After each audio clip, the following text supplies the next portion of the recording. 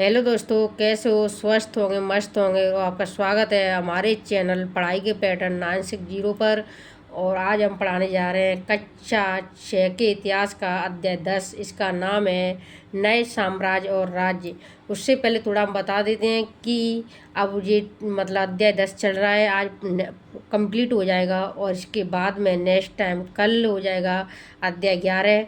उसके बाद में दोस्तों हम आपको पढ़ाएंगे इनका बिल्कुल शुरू से लेके चैप्टर 1 से लेके 11 तक बिल्कुल आधे पेज में इसका मेन करा दूंगी। इतने से पेज में, मात्र ओनली इतने से पेज में पूरा एक चैप्टर इतने से मैं करा दूंगी। जो मेन है मैं आपको लिखा के बड़ी मतलब तरीके से नोट्स बना के आपको दोबारा से रिवाइज कराऊंगी। उसके बाद में क्लास 6 7 की उठाऊंगी हिस्ट्री, फिर वो कंप्लीट होने के बाद में फिर वो कराऊंगी, फिर क्वेश्चन आंसर ऐसे ऐसे करके हमको 12th तक करना है। ठीक है बच्चों, तो आप देखिए हम फिर से आते हैं अध्याय 10 पर, एक नए साम्राज्य और राज्य। ठीक है, इसके बारे में पढ़ेंगे। तो अब मैं आपको तो बता देती हूँ कि हम पढ़ना क्या क्या आज हम पढ़ेंगे। समुद्रगुप्त की प्रशस्तियों के बारे में पढ़ेंगे। समुद्रगुप्त जो गुप्त वंश का संस्थापक है, बहुत महत्वपूर्ण है दोस्तों। और इसके बाद में हम पढ़ेंगे, जो आपको मैप के द्वारा बताऊंगी। और मैं ये बताऊंगी कि समुद्रगुप्त के सिक्के हैं, ये किस तरीके से इनके चित्र हैं, बीड़ा बजाते हुए। एक बीड़ा वादक भी था समुद्रगुप्त, इनको बताऊंगी मैं। इसके बारे में पढ़ाऊंगी आपको। इनकी वंशावलियों के बारे में पढ़ाऊंगी। और जो हर्षवर्धन कौन था तथा हर्षचरित, इनके बारे में पढ़ेंगे हम। और बच्चों इससे आगे हम जो दक्षिण भारत में कई एक वंश, कई एक राज्य उभरे थे, जो पल्लव हैं, चालुक्य और पुलकेशिन द्वितीय के इनके बारे में पढ़ेंगे हम। ठीक है, और इससे आगे हम फिर इन राजाओं का प्रशासन कैसे चलता था इनके बारे में बताऊंगी। और एक नए प्रकार की सेना कैसी होती थी उसके बारे में पढ़ेंगे। और दक्षिण के राज्यों में सभाएं किस प्रकार होती थी इनके बारे में डिस्कस करेंगे। इसके बाद उस ज़माने में आम लोग कैसे रहा करते थे, कैसे क्या करते थे, उनके बारे में हम पढ़ेंगे। और राजा की सेना कैसी क्या होती थी उनके बारे में पढ़ेंगे। और अन्यत्र जो चीज़ होती हैं, अन्य होती हैं, उनके बारे में पढ़ें। ठीक है बच्चे, तो हम स्टार्ट करने जा रहे हैं श्री से। ठीक है, तो हम पढ़ेंगे अब, आप तैयार हो जाइए। हम पढ़ने जा रहे हैं कि प्रशस्तियाँ क्या होती हैं, क्या बताती हैं। जो प्रशस्तियाँ होती हैं वो क्या बताती हैं। गुप्त वंश के प्रसिद्ध राजा कौन थे? समुद्रगुप्त। इनकी भूमिका अदा करने जा रहा था कौन है? अरविंद। समुद्रगुप्त के बारे में हमें जानकारी कहाँ से मिलती दोस्तों? इलाहाबाद में एक अशोक का स्तंभ पर खुदे एक लंबे अभिलेख से पता चलता है। यानी अशोक का जो एक इलाहाबाद में खुदा हुआ एक क्या था? स्तंभ था। इसको क्या कहा जाता है? प्रशस्ति कहा जाता है। इसकी रचना किसने की थी? इसकी रचना समुद्रगुप्त का एक मंत्री, यानी उसका जो कवि था वो था हरिसेन, उसने रचना की थी। यानी इलाहाबाद प्रशस्ति की रचना किसने की थी? वो किसने की थी? हरिसेन ने की थी। ठीक है, यह एक विशेष किस्म का अभिलेख है जिसे प्रशस्ति कहते हैं। प्रशस्ति एक संस्कृत का वर्ण है, शब्द है, जिसका अर्थ होता है प्रशंसा। ठीक है, मतलब ये प्रशस्ति का अर्थ प्रशंसा होता है। प्रशस्ति एक संस्कृत वर्ड है। इसमें किसी राजा की जो प्रशंसा की जाती थी, इसकी बखान किया जाता था, इसकी खूबियों का बखान किया जाता था, इसकी प्रशंसा की जाती थी किसी राजा की। ठीक है, जैसे गौतमीपुत्र श्री सातकर्णी की प्रशस्ति के बारे में पढ़ाई। इनसे मतलब कहने का मतलब है कि गुप्त काल से पहले भी प्रशस्तियाँ थीं। समुद्रगुप्त की प्रशस्ति के बारे में बच्चों पढ़ोगे या पढ़ेंगे हम। आओ देखते हैं समुद्रगुप्त की प्रशस्ति हमें क्या बताती है। कवि ने इसमें राजा की एक युद्ध, इन प्रशस्तियों में कवि ने राजा को यानी समुद्रगुप्त को योद्धा बताया है, युद्धों को जीतने वाला भी बताया गया है। इस प्रशस्ति में समुद्रगुप्त की जो प्रशस्ति है, इसमें राजा को यानी समुद्रगुप्त को एक योद्धा बताया गया कि युद्ध करता था, युद्धों को जीतने वाला राजा कहा गया है। इसमें वर्णन किया गया है। विद्वान तथा एक उत्कृष्ट कवि के रूप में भरपूर प्रशंसा की गई है। यहाँ तक कि उसे ईश्वर के बराबर बताया गया है। यानी समुद्रगुप्त की प्रशस्ति में कवि के द्वारा समुद्रगुप्त को किसके बराबर बताया गया है? ईश्वर के बराबर बताया गया है। प्रशस्ति में लंबे लंबे वाक्य दिए गए हैं। यहाँ वैसे ही एक वाक्य का अंश दिया गया है। यानी प्रशस्तियों में लंबे लंबे जो वाक्य दिए गए हैं उसका एक अंश एक अंश दिया गया है। ठीक है, तो बच्चों आगे देखिए, यहाँ से क्वेश्चन कट ऑफ रीट 2022 में हुआ था। ठीक है, तो आगे देखिए, अब योद्धा समुद्रगुप्त के बारे में पढ़ते हैं हम, कि जिनका शरीर युद्ध मैदान में कुठारों, कुल्हाड़ियों, तीरों, भालों, बर्छों, तलवारों, लोहे की गदाओं, नुकीले तीरों तथा अन्य सैकड़ों हथियारों से लगे घावों के दाग से भरे होने के कारण अत्यंत सुंदर दिखता है। या नहीं, समुद्रगुप्त इतने योद्धा थे कि युद्ध में इनके शरीर पर कुठारों, खिलाड़ियों के तीरों के जो हथियार होते हैं उनके इतने निशाने घाव हो गए थे कि घावों घाव दाग से भरे होने का कैसा लगना, अत्यंत सुंदर, मतलब जी वर्णन किया गया है। देखो, ये समुद्रगुप्त है, इस सिक्के में समुद्र को दर्शाया गया है। ये भी बीड़ा बजाते हुए, बीड़ा बजाने वाला राजा कौन था? समुद्रगुप्त। समुद्रगुप्त के कुछ अन्य गुणों को सिक्कों पर दिखाया गया है, यानी जो समुद्रगुप्त के अंदर जो खूबियाँ थी, गुण थे, उनको समुद्रगुप्त के सिक्के थे उन पर दर्शाया गया है। ठीक है, जैसे इन सिक्कों में उन्हें बीड़ा बजाते हुए दिखाया गया है। ठीक है, ये बीड़ा बजा रहे हैं। आगे आगे देखते हैं हम, देखिए आगे चलिए। इस प्रशस्ति में प्राप्त जानकारी के आधार पर बताया गया है कि हरिसेन 4 विभिन्न प्रकार के राजाओं और उनके प्रति समुद्रगुप्त की नीतियों का वर्णन करते हैं। यानी हरिसेन ने इस प्रशस्ति में विभिन्न प्रकार के 4 राजाओं और उनके जो प्रति समुद्रगुप्त की नीतियाँ थी उनका वर्णन करते हैं। यानी विभिन्न प्रकार के 4 राजा, ऐसे उत्तर में, दक्षिण में और पूर्व पश्चिम में, जैसे राजा मतलब समुद्रगुप्त उनसे जो युद्ध हुआ था उनके उनके बारे में समुद्रगुप्त की नीति थी उनका वर्णन किसने किया है?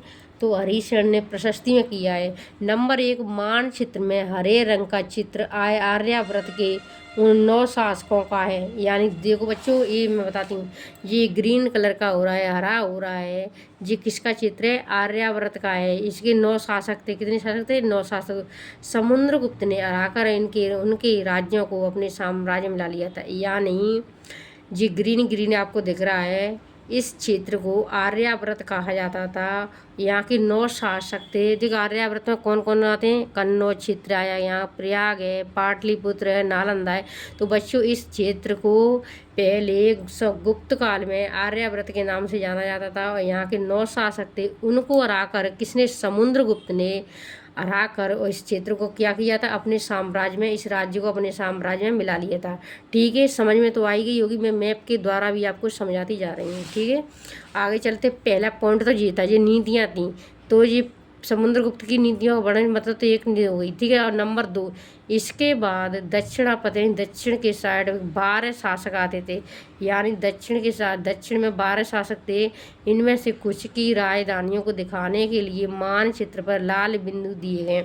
यानी जो दक्षिणापथ में जो राजधानियाँ थीं, ठीक है, दक्षिणापथ में जो 12 शासक थे, मतलब उनकी कुछ राजधानी थी, उनको लाल रंग से, लाल बिंदुओं से दर्शाया गया, आपको दिख रहा होगा। ठीक है, तो इन सब ने हार जाने पर समुद्रगुप्त के सामने समर्पण किया था। यानी जो हार गई थी, जो राजधानी थी दक्षिणापथ, हार जाने के बाद क्या किया था?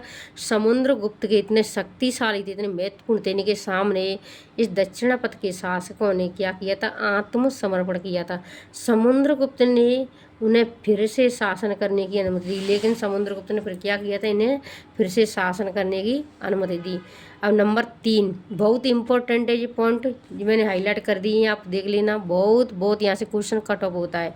पड़ोसी देशों का आंतरिक घेरा बैगनी रंग से रंगा गया है। यानी जो पड़ोसी देश थे उनका घेरा कैसे थे? ये बैगनी कलर आपको दिख रहा होगा, ये ठीक है, जी पड़ोसी देश है, जी इनका घेरा लगा है। जी क्या है? जी क्या है? पड़ोसी देश। ठीक है, इसमें तटीय असम है, तटीय बंगाल है, जैसे यहाँ असम है, तटीय बंगाल है, नेपाल है, इधर नेपाल है, उत्तर पश्चिम के कई गण हैं, संघ हैं, ठीक है, आते हैं। ये समुद्रगुप्त के लिए उपहार लाते थे। यानी जो आपको ये दिख रहा है बैगनी, ये यहाँ के इन क्षेत्रों के शासक समुद्रगुप्त के लिए क्या लाते थे? कई तरह के, कई मतलब प्रकार के उपहार लाते थे, उनकी आज्ञा का पालन भी करते। ये लोग राजा की, ये समुद्रगुप्त था, गुप्त वंश का शासक, इन संस्था, उनकी आज्ञा का पालन भी करते थे तथा उनके दरबार में उपस्थित हुआ करते थे। ठीक है, नंबर 4 देखो, पड़ोसी देशों का आंतरिक घेरा बैंगनी रंग से रंगा गया है। मैंने बताया मैप के द्वारा। इसमें इसमें असम है, तटीय बंगाल है, नेपाल है और उत्तर पश्चिम के कई गढ़ यानी संघ भी हैं। समुद्रगुप्त के लिए ये लोग क्या लाते थे, ये लोग समुद्रगुप्त के उपहार लाते थे, उनकी आज्ञाओं का पालन करते थे, यानी समुद्रगुप्त की आज्ञाओं का पालन भी करते थे तथा उनके दरबार में उपस्थित हुआ करते थे। ठीक है। अब दोस्तों चौथा पॉइंट देखिए, बाह्य इलाके के शासक जिससे जिन्हें नीले रंग से रंगा गया है। देखना, ये बाह्य इलाके के शासक है, इधर अफगानिस्तान है, ईरान, पाकिस्तान है और इधर जिस श्रीलंका आपको दिख रही होगी। तो ये लोग क्या करते थे, ये संभवतः कुषाण तथा शक वंश के थे। ये लोग कैसे थे, ये किस वंश थे, कुषाण थे और शक थे। ठीक है। इसमें श्रीलंका के शासक भी थे। क्या थे, इसमें श्रीलंका के शासक भी थे। इन्होंने समुद्रगुप्त की अधीनता स्वीकार की। इन लोगों ने भी, देखना, देश विदेश के लोगों ने, इन लोगों ने, बाहर के लोगों ने, देश विदेश के लोगों ने समुद्रगुप्त की अधीनता स्वीकार की थी। इतने शक्तिशाली था मतलब समुद्रगुप्त की देश विदेश, श्रीलंका के शासकों और जी पश्चिम एशिया देशों ने भी, पाकिस्तान, अफगानिस्तान, इन लोगों ने भी समुद्रगुप्त की अधीनता स्वीकार की और अपनी पुत्रियों का विवाह भी, ये नहीं अधीनता स्वीकार ही नहीं, अपनी पुत्रियों का विवाह भी समुद्रगुप्त से किया था। दोस्तों देखिए कितनी बड़ी बात है कि यहाँ तक का पूरा एरिया, मैं बता रही हूँ, यहाँ तक का पूरा एरिया ये इधर भारत और भारत से बाहर भी समुद्रगुप्त के अधीन था। ठीक है बच्चों, आगे देखिए, वंशावलियों के बारे में पढ़ेंगे हम लोग। तो अधिकांश प्रशस्तियाँ शासकों के पूर्वजों के बारे में भी बताती हैं, यानी अधिकांश जो प्रशस्तियाँ थीं, जो लिखी हुई लेख थे, शासकों के जो पूर्वज थे उनके बारे में बताते हैं। यह प्रशस्ति भी समुद्रगुप्त के पितामह यानी दादा परदादा, दादा, पिता और माता के बारे में बताती हैं। ठीक है। उनकी माँ कुमार देवी थी और लिच्छवीगढ़ की थी, यानी समुद्रगुप्त की माँ थी, उनका नाम क्या था, कुमार देवी था। क्वेश्चन बनता है पेपर में।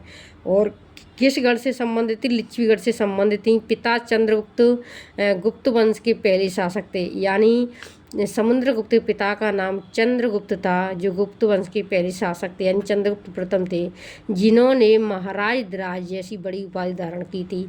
दोस्तों गुप्त वंश में मतलब महाराज ध्राज की उपाधि धारण करने वाले पहले शासक कौन थे, तो समुद्रगुप्त के पिता चंद्रगुप्त प्रथम थे। ठीक है।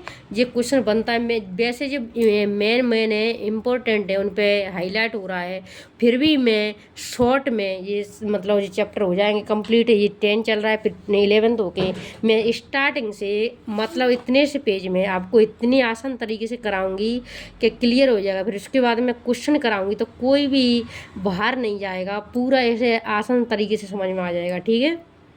तो गुप्त वंश में मतलब महाराज ध्राज की उपाधि धारण करने वाले कौन से शासक थे, तो वो थे चंद्रगुप्त प्रथम।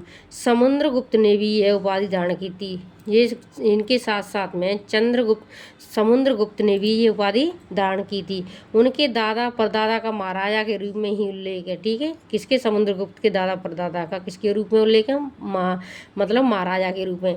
इससे यह आभास मिलता है कि धीरे धीरे इस वंश का महत्व बढ़ता जा रहा था। ठीक है। इनका महत्व बढ़ता जा रहा था।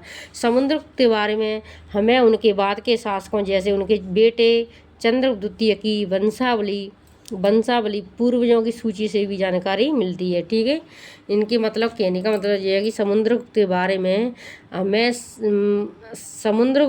में हमें उनके बाद के जो शासक हैं ना, जैसे उनके बेटे यानी समुद्रगुप्त का बेटा चंद्रगुप्त द्वितीय की वंशावली से भी इनकी जानकारी मिलती है। उनके बारे में अभिलेख तथा सिक्कों से पता चलता है उन्होंने पश्चिम भारत में सैन्य अभियान में अंतिम शक शासक को परास्त किया था। ठीक है। किसने किया था, शक शासक को परास्त किसने किया था, चंद्रगुप्त द्वितीय ने। ठीक है। क्या मिलता है कि इन्होंने सैन्य मतलब पश्चिम भारत में सैन्य अभियान में किसको शासक पराजित किया था? अंतिम शासक था, उसको परास्त किया था। बाद में ऐसा विश्वास किया जाने लगा कि उनका दरबार विद्वानों से भरा हुआ है। इनमें से कुछ इस प्रकार मतलब अध्याय 11 मिलेगी। अब हम बच्चों आगे पढ़ते हैं हर्षवर्धन तथा हर्षचरित्र के बारे में पढ़ते हैं हम। जिस तरह गुप्त वंश के शासकों के बारे में मतलब अब गुप्त वंश यहाँ तक हो गया, तो आगे चलेगा हर्षवर्धन। ठीक है, हर्षवर्धन यानी वर्धन वंश। तो जिस तरह गुप्त वंश के शासकों के बारे में अभिलेखों तथा सिक्कों से पता चलता था, यानी गुप्त वंश में शासकों के बारे में अभिलेखों से सिक्कों से पता चलता था, उसी तरह कुछ अन्य शासकों के बारे में उनकी जीवनी से पता चलता है। यानी जैसे गुप्त वंश के शासकों के बारे में अभिलेखों से तथा सिक्कों से पता चलता, उसी तरह जो वर्धन वंश है, अन्य वंश के शासक हैं, उनके बारे में उनकी जीवनी से पता चलता था। ठीक है, ऐसे ही एक राजा हर्षवर्धन थे जिन्होंने करीब 1400 साल पहले शासन किया था। ठीक है, हर्षवर्धन थे और इन्होंने शासन कब किया था? लगभग 1400 साल पहले किया था। इनके दरबारी कवि कौन थे? बाणभट्ट ने संस्कृत में उनकी जीवनी हर्षचरित्र लिखी थी। ठीक है, क्या लिखी थी? उनकी जीवनी। उनके दरबारी कवि कौन थे? बाणभट्ट थे। उन्होंने क्या लिखी थी? जीवनी हर्षचरित्र लिखी थी। इसमें हर्षवर्धन की वंशावली देते हुए उनके राजा बनने तक का वर्णन मिलता है। यानी इस हर्षचरित्र में हर्षवर्धन की जो वंशावली देते हुए उनके राजा बनने का पूरे सफ़र का वर्णन मिलता है। राजा बनने से लेके राजा बनने तक का वर्णन मिलता है। चीनी तीर्थ यात्री श्वेन-त्सांग, जिनके बारे में अध्याय 9 में हम पढ़ चुके हैं, काफ़ी समय के लिए हर्ष के दरबार में रहे थे। ठीक है, उन्होंने वहाँ जो कुछ देखा उसका विस्तृत वर्णन किया था इस हर्षचरित्र में। ठीक है बच्चों, हर्ष अपने पिता के सबसे बड़े बेटे नहीं थे, यानी हर्ष सबसे बड़े बेटे नहीं थे, छोटे थे। सब बड़ा बेटा तो उनका राज्यवर्धन था। ठीक है, जो मारा गया था, पर अपने किसके जीजा का बदला लेने के जरिए। ठीक है, पर अपने पिता और बड़े भाई की मृत्यु हो जाने पर थानेश्वर के राजा बने थे। कौन बने थे? हर्षवर्धन बने थे। कहाँ के राजा बने थे? हर्षवर्धन थानेश्वर के राजा बने थे। ठीक है, अपने पिता और बड़े भाई की मृत्यु होने के बाद में उनके बहनोई कन्नौज के शासक थे। या नहीं, हर्षवर्धन के जो जीजा थे, उन बहनें थे जो राजश्री के लिए राजश्री के जो दामाद थे वो कहाँ के शासक थे? वो कन्नौज के शासक थे। जब बंगाल के शासक ने उन्हें मार डाला था। ठीक है, किसको? इनको हर्षवर्धन के जीजा को, यानी इसकी बहनों को किसने मार डाला था?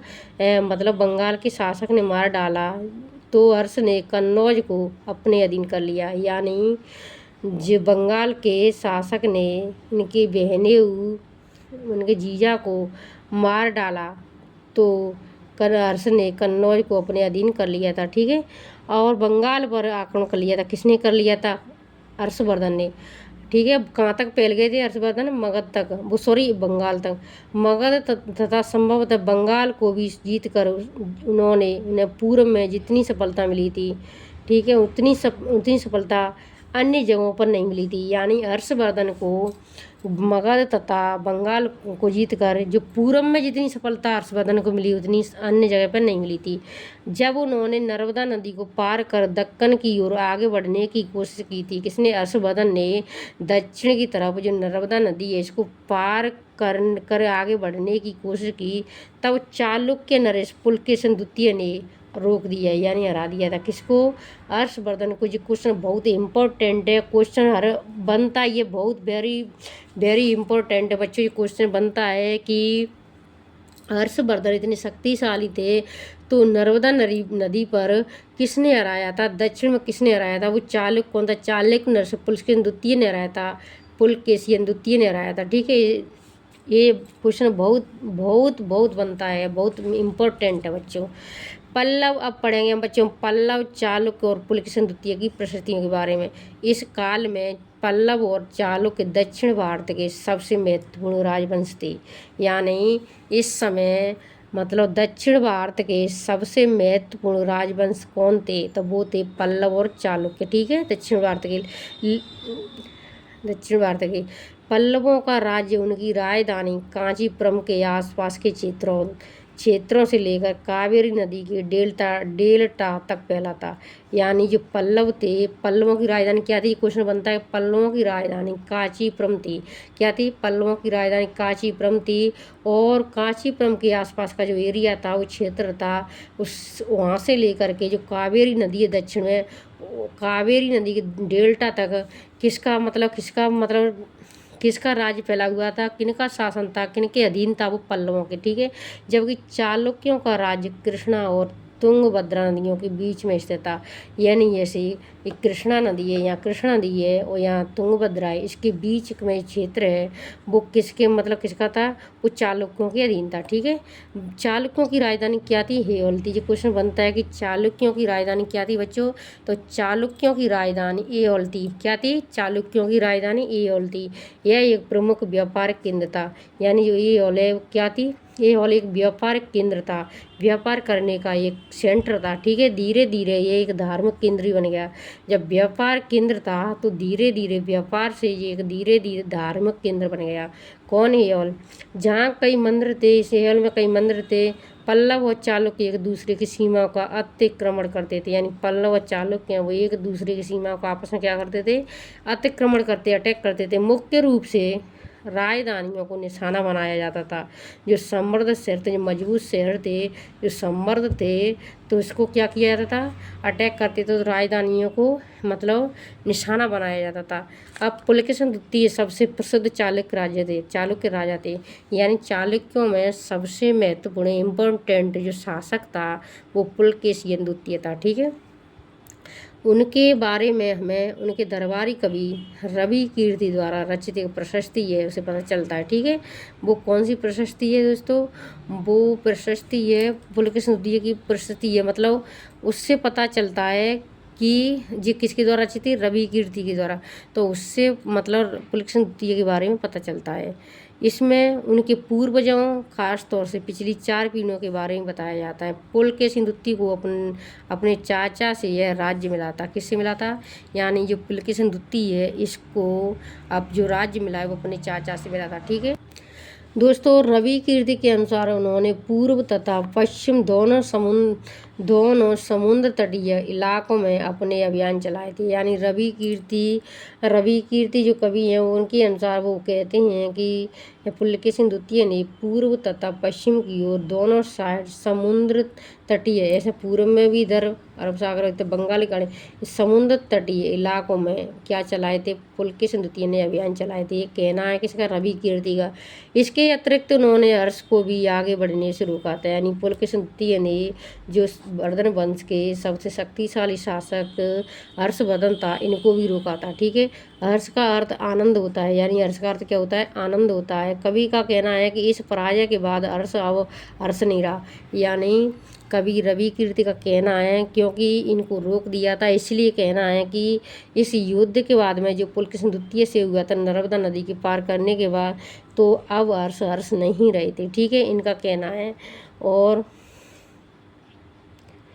पुलकेशिन द्वितीय ने पल्लव राजा के ऊपर भी आक्रमण किया था। जो पल्लव राजा था उनके ऊपर भी किसने आक्रमण किया था? चालुक्य शासक पुलकेशिन द्वितीय ने किया था, जिसे कांचीपुरम की दीवार के पीछे शरण लेनी पड़ी थी। ठीक है।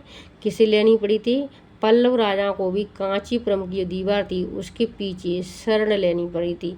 पुलकेशिन द्वितीय ने हराया तो। ठीक है। पर चालुक्यों की विजय अल्पकालीन थी दोस्तों। पर जो चालुक्यों की विजय थी वो दीर्घ काल तक नहीं चली थी, अल्पकाल कुछ छंद समय के लिए ही चली थी। ठीक है। लड़ाई से दोनों वंश दुर्बल हो गए थे। यानी लड़ाई होने से दोनों वंश कमजोर हो गए थे। ठीक है। वो तो होंगे ही आर्थिक रूप से और शारीरिक रूप से। पल्लवों और चालुक्यों को अंत में राष्ट्रकूट और चोल वंशों ने समाप्त कर दिया था। दोस्तों जो पल्लव वंश और चालुक्य वंश आपस में लड़ते लड़ते आर्थिक रूप से हर चीज़ में हथियारों में हर चीज़ पैसा खर्च होता है और शारीरिक रूप से मनुष्य की जो क्षति होती है, इससे दोनों वंश क्या हो गए थे? दुर्बल हो गए थे। तो फिर आगे चल के जो एक राष्ट्रकूट वंश था और चोल वंश था, इन्होंने इन वंशों को चालुक्यों को क्या कर दिया था? पल्लव और चालुक्यों को समाप्त कर दिया था। इनके बारे में कक्षा 7 में पढ़ेंगे हम। ठीक है। मतलब किसके बारे में, राष्ट्रकूट चोल वंश के बारे में। अब देखिए जो राज्य मैंने पढ़ाया था, इन राज्यों का प्रशासन कैसा चलता था, इसके बारे में बच्चों हम पढ़ेंगे कि जी चालुक्य थे और पल्लव थे और जो राज थे उनका जो प्रशासन था तो किस प्रकार से चलता था, इनके बारे में पढ़ेंगे। कि पहले के राजाओं की तरह इन राजाओं के लिए भूमि कर सबसे महत्वपूर्ण था, यानी पहले मतलब जो राजा को कर दिया जाता था वो भूमि कर के रूप में दिया जाता था। ठीक है, क्या दिया जाता था, भूमि कर दिया जाता था। ठीक है, प्रशासन की प्राथमिक इकाई गांव होते थे, यानी बच्चों जो राज्यों का प्रशासन में प्रशासन कैसे चलता था, उनमें जो प्रशासन की जो प्राथमिक इकाई होती थी बच्चों गांव होती थी। ठीक है, लेकिन धीरे धीरे कई नए बदलाव आए थे।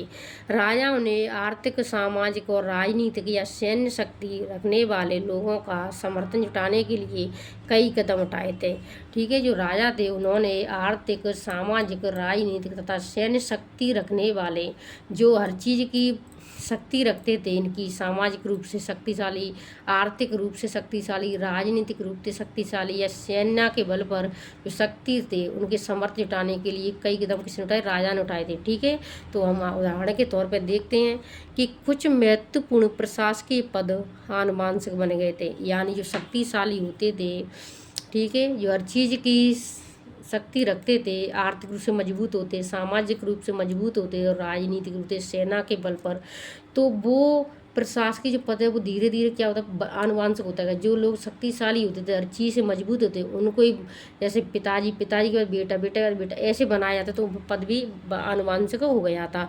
अर्थात बेटे अपने पिता का पद पाते थे। ठीक है, जैसे कि कवि हरिशरण अपने पिता की तरह महादंड नायक अर्थात मुख्य न्याय अधिकारी थे, यानी हरिशरण इनके पिताजी भी कौन थे, महादंड नायक थे, यानी मुख्य न्यायाधिकारी थे। ऐसे ही हरिशरण भी क्या बन गए थे, मुख्य न्यायाधिकारी यानी महादंड नायक बन गए थे। ठीक है, महादंड नायक कौन सा पद होता है, जो मुख्य न्यायाधिकारी को क्या कहते हैं, क्या कहा जाता था, मुख्य न्याय अधिकारी को महादंड नायक गुप्त काल में कहा जाता था। ठीक है बच्चों, कभी कभी एक ही व्यक्ति कई पदों पर कार्य करता था। ठीक है, कभी कभी ऐसा होता था कि एक ही व्यक्ति कई एक पद को संभालता था, जैसे कि हरिशरण एक महादंड नायक तो था ही, होने के साथ साथ कुमारामात्य अर्थात एक महत्वपूर्ण मंत्री भी था।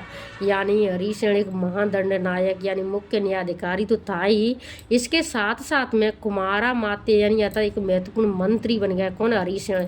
एक संधि विग्रह अर्थात युद्ध और शांति के विषयों का भी मंत्री था। ठीक है, तो बच्चों देखिए एक व्यक्ति कई एक पद को संभालता था। संभवतः वहाँ के स्थानीय प्रशासन में प्रमुख व्यक्तियों का बहुत बोलबाला था, यानी स्थानीय प्रशासन है उसमें प्रमुख व्यक्तियों का बहुत बोलबाला था, बहुत ज़्यादा होते थे। इनमें नगर श्रेष्ठी यानी मुख्य बैंकर या शहर का व्यापारी, सार्थवाई यानी व्यापारियों के काफिले का नेता। सार्थवाई बच्चों किसे कहा जाता है, सार्थवाई कहा जाता है जो व्यापारियों के काफिले इकट्ठे होते थे, व्यापारियों का झुंड होता था, काफिले उनका एक नेता होता था, उसको सार्थवाई कहा जाता है। श्रेष्ठ नगर या श्रेष्ठी यानी मुख्य बैंकर या शहर का व्यापारी होता था, उसको नगर श्रेष्ठी। प्रथम कुलिक अर्थात मुख्य शिल्पकार तथा कास्तकों यानी लेख लिपिकों के प्रधान जैसे लोग होते थे। ठीक है, ये गुप्त काल से संबंधित हैं, जो राजाओं के जो मतलब जो प्रशासन होता था। ठीक है, प्रशासन में जो लोग होते थे उनके वर्ण के मतलब कैसे कैसे प्रशासन चलता था। ठीक है, उन अधिकारियों के नाम जैसे, इस तरह की नीतियाँ कुछ हद तक प्रभावशाली होती थी। ठीक है, पर समय के साथ साथ इनमें से कुछ व्यक्ति इतने शक्तिशाली हो जाते थे कि अपना स्वतंत्र राज्य स्थापित कर लेते थे, यानी ऐसे नीतियाँ कुछ हद तक बहुत प्रभावशाली हो गई, पर समय के अनुसार परिवर्तन होता गया और कुछ व्यक्ति ऐसे थे कि कुछ व्यक्ति बहुत ही शक्तिशाली थे तो अपना राज्य अलग से स्वतंत्र रूप से अपना राज्य अलग स्थापित करने लगे। ठीक है, तो अब आगे चलते हैं कि एक नए प्रकार की सेना कैसी थी। कुछ राजा अभी भी पुराने राजाओं की तरह एक सुसंगठित सेना रखते थे, यानी कुछ राजा तो पहले जो पुराने राजा रखते थे, पहले राजा की रखते थे एक सुसंगठित अच्छी सेना रखते थे, मजबूत सेना रखते थे, जिसमें हाथी होता था, रथ होता था, हाथी सेना, रथ सेना, घुड़सवार सेना और पैदल सिपाही होते थे। पर इसके साथ साथ कुछ सेना नायक भी होते थे, ठीक है। इन इन ये होते थे, इनके अलावा कुछ सेना नायक भी होते थे जो आवश्यकता पड़ने पर राजा को सैनिक सहायता दिया करते थे। जो सेना नायक होते हैं वो आवश्यकता पड़ने पर राजा को क्या देते थे, सैनिक सहायता देते थे, ठीक है। इन सेना नायकों को कई नियमित वेतन नहीं मिलता था। इन सेना नायकों को कोई भी नियमित वेतन नहीं दिया जाता था, ठीक है। बदले में इनमें से कुछ को भूमि दान दिया जाता था, यानी कैश वेतन तो नहीं दिया जाता था, उसके बदले में भूमि दी जाती थी, ठीक है। इनको दी जाती थी। दी गई भूमि से कर वसूलते थे। जो भूमि दी जाती थी उसमें से टैक्स यानी कर वसूला जाता था, जिससे वे सेना तथा घोड़ों की देखभाल करते थे। जिससे इसके बदले में वे सेना तथा घोड़े होते थे उनकी देखभाल करते थे। साथ ही वे इससे युद्ध के लिए हथियार जुटाते थे और इस तरह के व्यक्ति सामंत कहलाते थे। और साथ में वे लोग क्या करते थे, युद्ध होता था उनके लिए हथियार देते थे, ठीक है, इकट्ठे करते थे, जुटाते थे।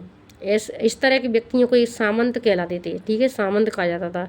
जहाँ कहीं भी शासक दुर्बल होते थे ये सामंत स्वतंत्र होने की कोशिश करते थे, यानी जहाँ राजा शक्तिशाली होते थे वहाँ तो इन सामंत लोगों की चलती नहीं थी, ठीक है। और जहाँ पर शासक लोग कमज़ोर होते थे वहीं पर जो सामंत लोग हैं अपनी चलाते यानी आज़ादी चाहते थे, यानी स्वतंत्र होने की कोशिश करते कि हम अलग से अपना राज्य चलाएंगे, ठीक है। तो अब दक्षिण के राज्यों में सभाएं कैसे होती थी, अब इसके बारे में पढ़ेंगे बच्चों हम, ठीक है। कि दक्षिण में जो चोल पल्लव चालुक्य सैन्य पढ़े हैं हमने, तो उनकी सभाएं कैसी, उनके राज्यों की सभाएं कैसे होती थी, इनके बारे में बच्चों हम बताएंगे। कि पल्लवों के अभिलेखों में कई स्थानीय सभाओं की चर्चा मिली है, यानी जो पल्लवों के अभिलेख मिले हैं, जो लेख मिले लिखे, उनमें कई एक स्थानीय क्षेत्रीय सभाओं की चर्चा मिली है। इनमें से एक था ब्राह्मण भूस्वामियों का संगठन, जिसे क्या कहा जाता था, सभा कहा जाता था। यानी इनमें से क्या था, जो ब्राह्मण थे, जो पंडित थे, उनकी भूमि के जो स्वामी होते थे ब्राह्मण, उनका एक संगठन यानी एक सभा, एक गढ़ मिला है, जिसे क्या कहा जाता था, सभा, ठीक है। इसको क्या कहा जाता, सभा। ये सभाएं उप समितियों के जरिए सिंचाई, खेती बाड़ी से जुड़े विभिन्न काम, सड़क निर्माण, स्थानीय मंदिरों की देख रेख आदि का काम करती थी। यानी जो सभाएं थीं, उप सभाएं थीं, जो क्या उप समितियाँ के जरिए, यानी ये सभाएं क्या करती थीं, जो उप समितियाँ बनाई जाती थीं उनके जरिए क्या करती थी, सिंचाई का काम करती, खेती बाड़ी से जुड़े हुए विभिन्न काम जैसे सड़क है, निर्माण, स्थानीय मंदिरों की देख रेख आदि का काम करती थी, ठीक है। तो बच्चों आगे देखिए, जिन इलाकों के भूस्वामी, जो भूमि के स्वामी मालिक होते हैं, भूस्वामी ब्राह्मण नहीं थे, यानी इन इलाकों के मतलब जो भूमि के स्वामी ब्राह्मण नहीं थे, वहाँ उर नामक ग्राम सभा के होने की बात कही गई थी। यानी जिन इलाकों में जो भूमि होती है, ज़मीन होती है, उनके स्वामी ब्राह्मण नहीं थे, वहाँ पर अन्य होंगे, वहाँ पर वो एक उर नामक ग्राम सभा के होने की बात कही है। यहाँ कहने का मतलब मेरा ये है कि जिस क्षेत्र में, जिस इलाके में जो भूमि है, ज़मीन है, इनके मालिक ब्राह्मण नहीं थे, वहाँ पर एक उर नामक ग्राम सभा होने की बात कही है। कि इस जगह पर क्या, किस नाम की एक ग्राम सभा होगी, उर नामक की, ठीक है। नगरम व्यापारियों के एक संगठन का नाम था, यानी जो व्यापारियों का एक संगठन होता था उसका नाम क्या था बच्चों, नगरम था। संभवतः इन सभाओं पर धनी तथा शक्तिशाली भूमि के स्वामी और व्यापारियों का नियंत्रण था। यानी जो सभा हम बता रहे हैं, जो पढ़ रहे हैं, इन सभाओं पर जो धनी व्यक्ति होते, शक्तिशाली होते, भूमि के स्वामी होते और व्यापारियों का क्या था, कंट्रोल था, नियंत्रण। इनमें से बहुत सी स्थानीय सभाएं शताब्दियों तक काम करती रहीं, यानी बहुत सारी ऐसी सभाएं थीं जो कि कई एक शताब्दियों तक इन पर काम करती रहीं। बच्चों अब पढ़ते हैं कि उस ज़माने में आम लोग कैसे थे, कैसे रहा करते थे, कैसे थे, ठीक है। यानी उस टाइम पर जो आम लोग, आम जनता है, वो कैसे रहती थी, कैसे जीवन यापन करते थे, ठीक है। तो जनसाधारण के जीवन की थोड़ी बहुत झलक हमें नाटकों तथा कुछ अन्य स्रोतों से मिलती है। यानी जो पहले उस जमाने के लोग, जो जनसाधारण के जीवन था उनका कैसा था, इसकी झलक यानी जानकारी हमें नाटकों तथा स्रोतों से मिलती है, ठीक है। तो कालिदास अपने नाटकों में राज दरबार के जीवन के चित्रण के लिए प्रसिद्ध है। यानी जो कालिदास थे वो अपने नाटक में राज दरबार के जीवन के, जो राज दरबार का जीवन क्या होता था उसके चित्रण के लिए बहुत प्रसिद्ध है। इन नाटकों में एक रोचक बात यह थी कि राजा और अधिकांश ब्राह्मणों को संस्कृत बोलते हुए दिखाया गया है। यानी इन नाटकों में एक रोचक बात क्या थी कि राजा और अधिकांश जो ब्राह्मण थे वो लोग क्या बोलते थे, वो संस्कृत बोलते थे, ठीक है या नहीं। इन कालिदास के नाटकों में ये दिखाया गया है कि जो मेन आदमी होते थे, मतलब राजा हैं और अधिकांश जो ब्राह्मण लोग, वो संस्कृत बोलते थे, और आम आदमी होते थे और महिलाएं वो प्राकृतिक भाषाएं बोलती थी, ठीक है। जितना डिफरेंस अंतर दिखाया गया है। उनका सबसे प्रसिद्ध नाटक अभिज्ञान शकुंतलम, दुष्यंत नामक एक राजा और शकुंतला नाम की एक युवती की प्रेम कहानी है, यानी कालिदास का एक प्रसिद्ध नाटक है अभिज्ञान शकुंतलम। इसमें एक दुष्यंत नाम का एक राजा था और शकुंतला नाम की एक युवती थी। इनकी एक प्रेम कहानी मिलती है किसमें, किस नाटक में मिलती है, तो अभिज्ञान शकुंतलम नाटक में मिलती है। इस नाटक में एक गरीब मछुआरे के साथ राज कर्मचारियों की दुर्व्यवहार की बात भी की गई है, या नहीं। अभिज्ञान शकुंतलम नाटक में एक जो गरीब मछुआरा था उसके साथ में जो राज कर्मचारी होते उनके दुर्व्यवहार, यानी उस गरीब मछुआरे के साथ में जो राज कर्मचारी थे उन्होंने क्या किया था, दुर्व्यवहार किया था, गलत व्यवहार किया था। उसकी भी चर्चा किसमें मिलती है, कालिदास के अभिज्ञान शाकुंतलम मिलती है। यानी कहने का मतलब यही है कि जो कालिदास का नाटक है अभिज्ञान शाकुंतलम, इसमें भेदभाव बताया गया है कि जो प्रसिद्ध लोग होते थे, जो राजा होते थे, पंडित होते थे, ब्राह्मण होते थे, वो लोग संस्कृत भाषा बोलते थे, और अन्य जो आम आदमी है वो और महिलाएं प्राकृतिक भाषा बोलती थीं। ऐसे ही कि एक गरीब अमीर के बीच में भी डिफरेंस बताया कि गरीब लोग, गरीबों के साथ में जो कर्मचारी हैं, जो अच्छे लोग हैं, मतलब अमीर हैं, वो क्या करते थे, अच्छा व्यवहार नहीं करते थे। इसके बाद इसका मतलब ये निकला, ठीक है सारांश।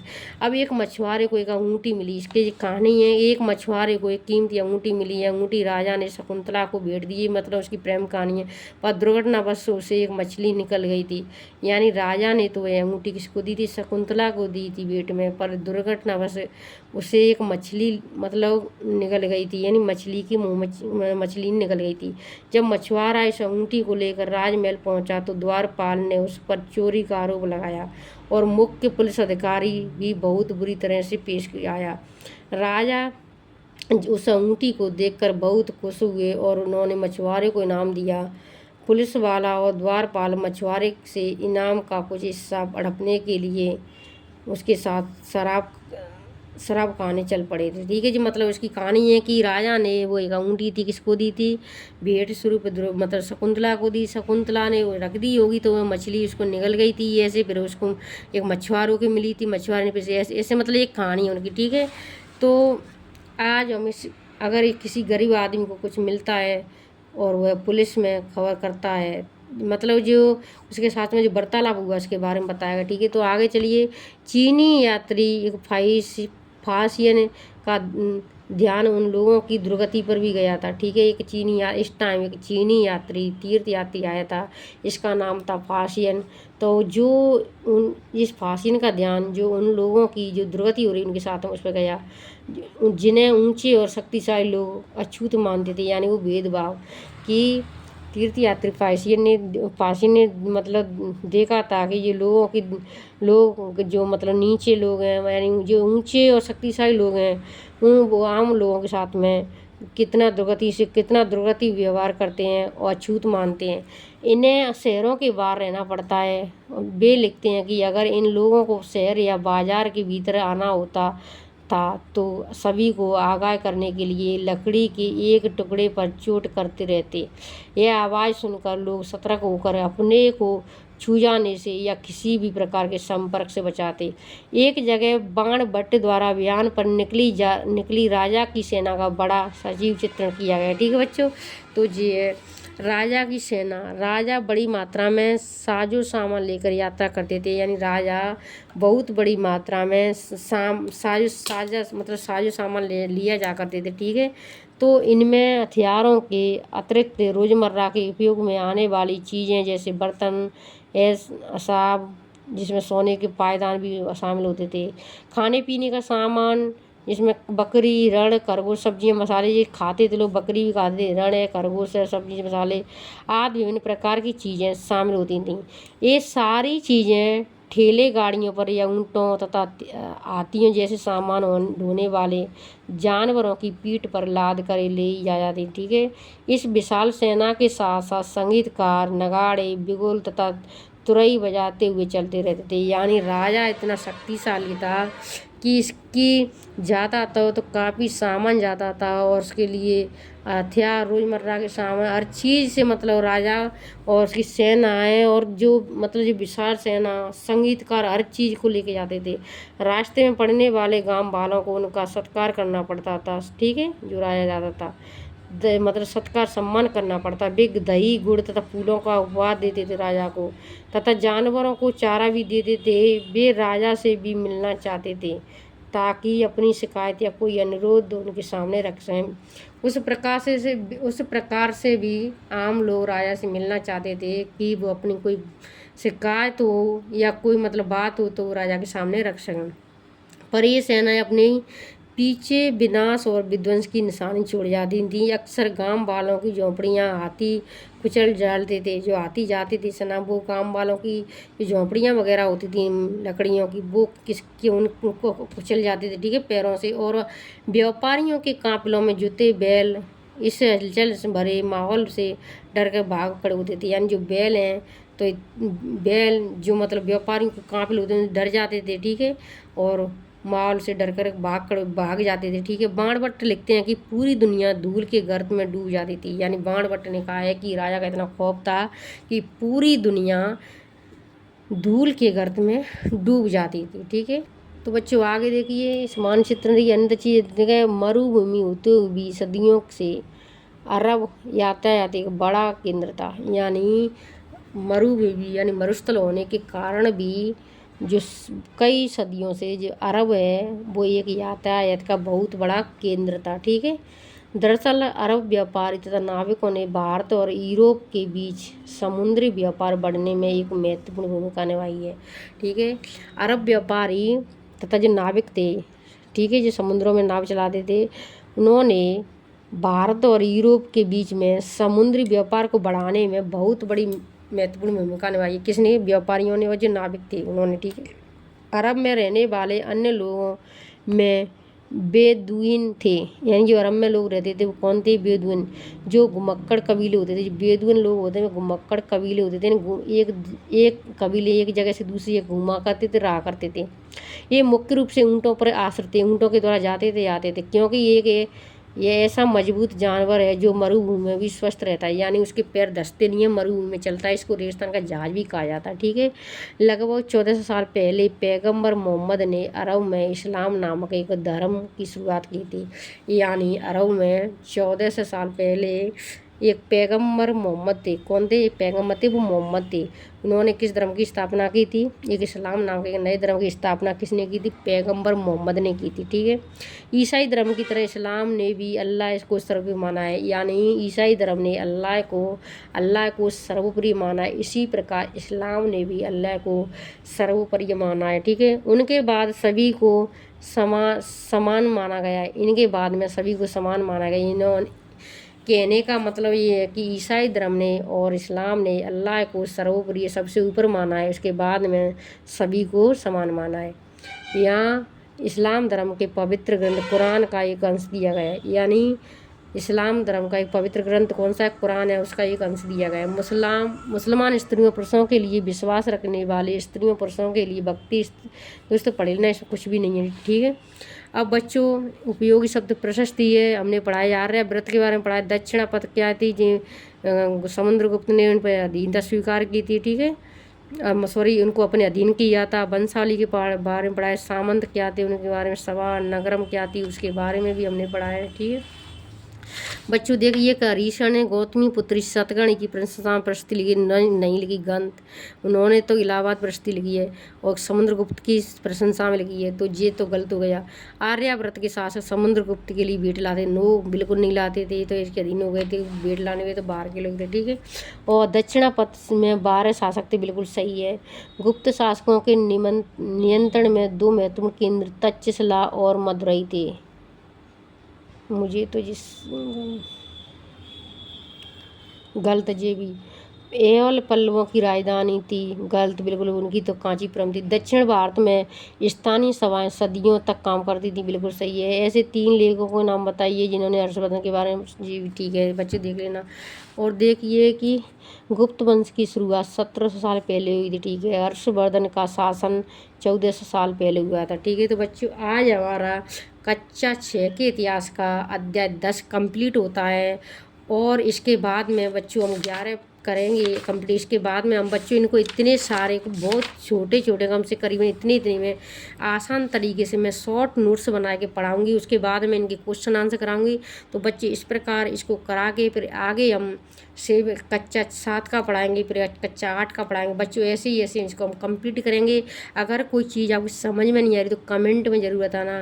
पर बच्चों हमारे इस चैनल को मैं फिर से बता रही हूँ, पढ़ाई के पैटर्न 960 को सब्सक्राइब करना, लाइक करना और शेयर करना। Thank you.